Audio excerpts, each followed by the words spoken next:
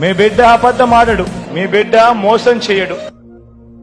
నువ్వు చెప్పిన అబద్ధాలు list Jaganmohan Reddy Eno CPS రద్దు అబద్ధమా, ప్రత్యేక హోదా తెస్తామని చెప్పినావు కదా 2019 ఎలక్షన్ ముందు, ఇది ఒక అబద్ధం చెప్పినవా? మద్యపాన నిషేధం చేస్తానని చెప్పినావు, ఇది ఒక అబద్ధం చెప్పినవా? విశాఖకు రైల్వే జోన్ తెస్తానన్నావు, ఇది ఒక అబద్ధం చెప్పినవా? విశాఖకు మెట్రో తెస్తానన్నావు, తెచ్చినవా? అబద్ధమా? స్టీల్ ప్లాంట్ ప్రైవేటీకరణ ఆపుతానన్నావు, ఇది కూడా అబద్ధమే కదా? పోలవరం పూర్తి చేస్తానను, ఇది నువ్వు చెప్పిన అబద్ధమే కదా? ఉత్తరాంధ్ర సుజల సవంతి పూర్తి చేస్తానని చెప్పినావు, ఇది అబద్ధమే కదా? ఎలుగొండ పూర్తి చేస్తానన్నావు, ఇది అబద్ధమే కదా? రామాయపట్నం పూర్తి చేస్తానన్నావు, ఇది అబద్ధమే కదా?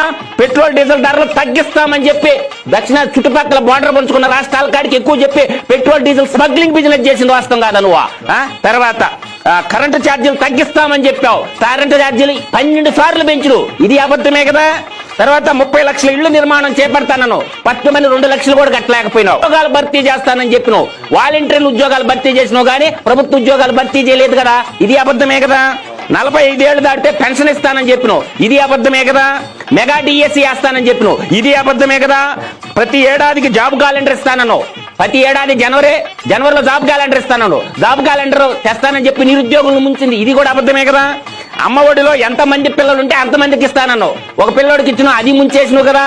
తర్వాత ఎన్ని లక్షలైనా ఉచిత వైద్యం అన్నావు, ఇది కూడా అబద్ధమే కదా?